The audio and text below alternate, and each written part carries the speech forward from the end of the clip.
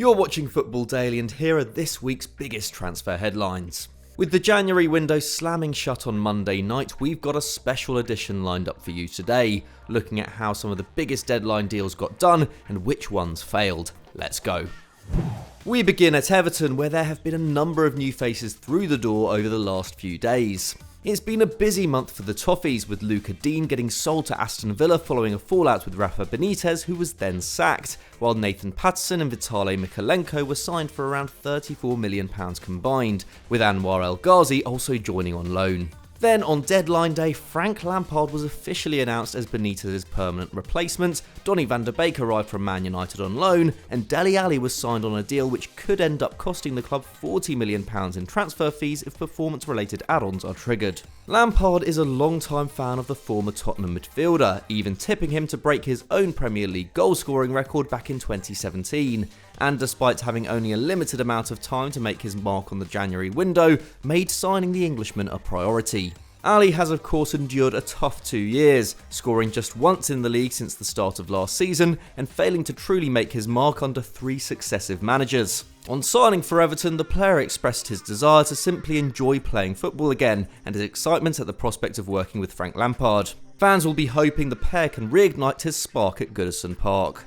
But according to reports, the Merseyside outfit also had their eye on a third midfielder on Monday, none other than former linchpin Idrissa Gueye, who is currently preparing for Senegal's AFCON semi-final against Burkina Faso this evening. According to The Athletic, the 32-year-old was on the club's list, but nothing came of it, perhaps due to their success in securing Van de Beek and Alli. Either way, it would likely have been difficult to prise him away from PSG, given he's one of their most important players this term. Nevertheless, with such a big turnover at Goodison this month, the pressure is on for Lampard to turn the club's fortunes around.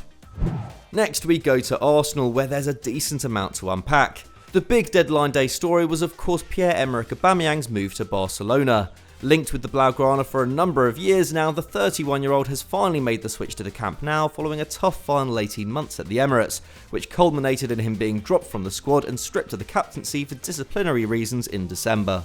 Considering his contract wasn't up until June 2023, Arsenal are set to save up to £27 million in wages according to The Athletic. However, considering how much they had already paid him, plus the £60 million spent to sign him from Borussia Dortmund back in 2018, the fact they ended up letting Aubameyang go for free, as they did with other expensive acquisitions like Ozil and Mustafi, he can now justifiably be seen as a poor investment. This window will be remembered as one in which the Gunners let go of a lot of talent and failed to bring any in.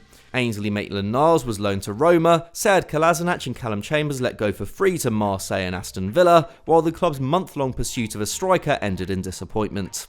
With Dusan Vlahovic preferring to sign for Juventus and Real Sociedad refusing to part with Alexander Isak, who was reportedly oblivious to the speculation linking him with the Gunners, Aubameyang's departure now leaves manager Mikel Arteta particularly short at centre-forward, where Alexandre Lacazette and Eddie Nketiah, who have scored just 3 league goals between them this term, are his only options. A move up front for Gabriel Martinelli or Nicola Pepe could be on the cards. And with Lacazette a free agent in the summer, Arteta may even need to sign more than one centre-forward, with L'Équipe reporting this week that former club Lyon tried to re-sign the Frenchman in January and will go back in for him once the season ends. The only incoming was the deadline day signing of MLS defender Austin Trusty, who was loaned straight back to Colorado Rapids, where Stan Kroenke is also the owner.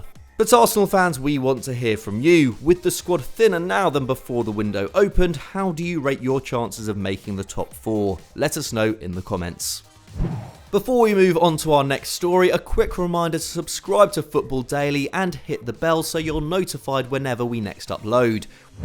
Another player who was linked with the Gunners amid Aubameyang's switch to Barcelona was Ousmane Dembélé, who according to The Independent was considered by the Blaugrana as a possible makeweight in a deal with the English club. The French star was effectively given an ultimatum by the club earlier in the month after several new contract offers had been rejected, with sporting director Matteo Alemany saying he had informed his agents that the player should leave before the January deadline. But despite links with Chelsea, Man United and PSG, the player remains in Catalonia. Last week, speculation over a move to Paris began building after Dembele's agent was pictured apparently taking a call from PSG sporting director Leonardo, but with Barcelona's reported demand of a €20 million transfer fee for the winger, whose contract is up in the summer, no agreement could be found between Barca and the French giants, despite reports that Dembele had a verbal agreement in place with the club. And according to Fabrizio Romano, Man United were never interested, while Chelsea didn't even open talks, while there was ultimately no interest in a swap deal with Aubameyang.